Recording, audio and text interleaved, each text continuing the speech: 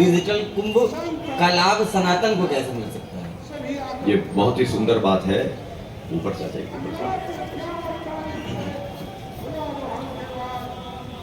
हम इस बात के लिए हमारे मुख्यमंत्री जी योगी जी को बहुत बहुत धन्यवाद प्रदान करेंगे कि इस कुंभ को डिजिटल कुंभ बनाया गया है।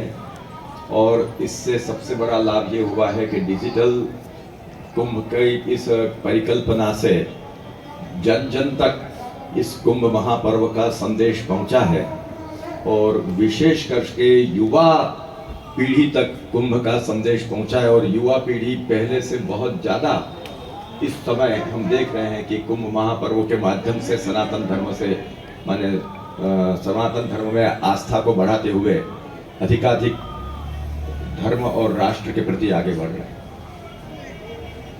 महाराज कुंभ अर्ध कुंभ 3 जगह पे लगते हैं, महाकुंभ खाली प्रयागराज में लगता है। ये ऐसा नहीं है।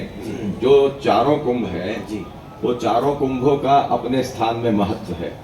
कुंभ पर्व का अपने स्थान में चारों जगह महत्व है, क्योंकि वैसे देखा जाए तो कुंभ तो माने कुल 12 जगह पर कुंभ का अवसर आता है, जिसमें से 8 कुंभ जो है वो लोकांतर में होते हैं, जो हमारे मनुष्यों के लिए गम्य नहीं है। क्योंकि जब ये जो देवासुर संग्राम हुआ और उस समय अमृत कलश की रक्षा करते हुए भी जो अमृत कलश में से जो अमृत की बूंदें छलकी या कुंभ कहीं गिरा या रखा गया अलग अलग पुराणों के अनुसार, तदनुसार उन 12 जगहों पर कुंभ का योग प्राप्त होता है, जिसमें से 4 पृथ्वी पर प्राप्त होते हैं। और वो जो है वो गंगा द्वार माने हरिद्वार, प्रयाग, नासिक और उज्जैन है।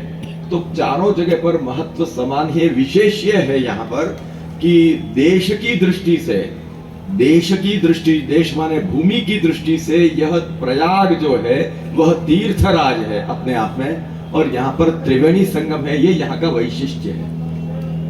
महाराज जी, इस बार का कुंभ 144 साल बाद आ रहा है, या ये कहा जा रहा है कि ये विशेष संयोग है, तो ये किस तरह से भिन्न है बाकी कुंभों से? अब ऐसा है कि इस विषय में ज्योतिषियों का अलग अलग मत पड़ रहा है। कुछ ज्योतिषियों का कहना यह है कि उस समय माने अभी जो योग आया था वो आज से 144 वर्ष पहले आया था। तो कुछ ज्योतिषियों का ये कहना है कि उस समय का जो योग था उसमें उस समय वृषभ के गुरु थे ही नहीं, उस समय तो मीन के गुरु थे। इस प्रकार से ज्योतिषियों का अपना अपना उसमें मत है, इसलिए अलग अलग दृष्टि से अलग अलग। लेकिन कुंभ अपने आप में महत्वपूर्ण है हर तरह से। आध्यात्मिक दृष्टि से भी यह कुंभ बहुत ही महत्वपूर्ण है अभी, और आज राष्ट्रीय दृष्टि से भी देखा जाए तो राष्ट्र को भी माने राष्ट्र की दृष्टि से भी यह कुंभ बहुत ही महत्वपूर्ण आ रहा है।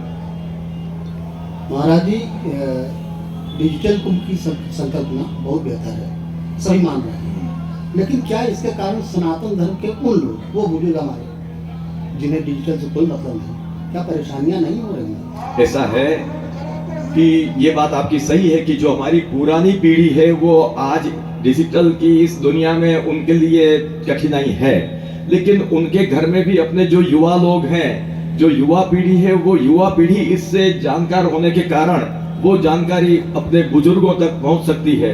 और ये हम देख रहे हैं कि डिजिटल का फायदा आज चाहे माने युवा शक्ति तो देखने को मिल ही रही है, लेकिन जो हमारे बुजुर्ग लोग हैं वो भी उनकी सहायता से यहाँ पर बहुत अधिकाधिक लाभ ले रहे हैं। जहाँ तक यह प्रथम स्नान हुआ, प्रथम अमृत कुंभ स्नान हुआ, हमें यह आपके पत्रकार बंधुओं से ही जानकारी मिली कि सरकार की जो धारणा थी कि इतने लोग आएंगे, उससे ज्यादा लोग, दुगने या तिगने लोग यहाँ पर आए। तो इससे मालूम पड़ता है कि डिजिटल कुंभ का आपके लोग माने डिजिटल कुंभ होने से लोग ज्यादा लाभ ले पा रहे हैं। महाराज जी, थोड़ा सा विवादास्पद प्रश्न है। अभी पिछले अखाड़ा में छावनी प्रवेश के दौरान एक बड़ा छावनी प्रवेश के दौरान अखाड़ों के, इसको पेशवाई बोलते थे पहले, उसमें बड़ा विवादास्पद चीज हुई। एक मॉडल एक महंत जी के रथ पर बैठी थी, उसको लेके स्वामी श्री बालकानंद जी महाराज ने एक बयान दिया। अब ऐसा है हमारा ऐसा कहना है, ये विवाद सुनिए, ऐसा है, हमारे कहावत है कि गुजराती में कि चार बासन जहाँ हो वहाँ आवाज होते ही रहती है। तो इन सब बातों को अपन ध्यान न देकर जो इस कुंभ से लाभ हो रहे हैं और इस कुंभ की जो पॉजिटिव बातें हैं उस पर ध्यान दें, और जरूर जो पॉजिटिव बात जो हो रही है उसका लाभ पूरे देश को, समाज को, राष्ट्र को मिल रहा है। और कोई लाइट करा दे। ये जो कुंभ है, इस कुंभ में एक बात आपको खास, जो हमको प्रश्न पूछा गया था पहले कि महाप्रभु वल्लभाचार्य का क्या संबंध है इस कुंभ में, ये प्रश्न आया था। तो उसके बारे में हम ये खुलासा करना चाहते हैं कि महाप्रभु श्रीमद जगतगुरु महाप्रभु श्रीमद वल्लभाचार्य जी का तो प्रयाग क्षेत्र या आसपास का आर्य इत्यादि ये आपका निवास स्थान रहा है, और हमारे श्री महाप्रभु जी को आज से 550-600 साल पहले प्रायः विष्णु स्वामी संप्रदाय के तत्कालीन आचार्य जो 700 वर्ष के योगी बिल्वमंगलाचार्य जी थे, वो बिल्वमंगलाचार्य जी ने विष्णु स्वामी संप्रदाय का आचार्यत्व समर्पित किया, और तब से लेकर परंपरागत रूप से जगतगुरु की जो सीट, आज के शब्दों में माने जो हमारे अखाड़ों में भी और सब में जो 4 संप्रदाय में से विष्णु स्वामी संप्रदाय है, उसका जो जगतगुरु का पद है वो श्री महाप्रभु जी की इस परंपरा में श्री प्रभुचरण श्री विठलनाथ जी गोसाई जी से होते हुए वो आज तक चला आ रहा है। और महाप्रभु जी स्वयं भी कुंभ पर्व में आप पधारे हैं, वह इतिहास ग्रंथों से ज्ञात होता है। जैसे कि बैठक चरित्र में हरिद्वार कुंभ का भी प्रसंग आता है। तो इस प्रकार से हमारे 4 संप्रदाय हैं, 3 अनी हैं, और तीनों अनी के भी अवान्तर जो घर होते हैं वो सब हैं।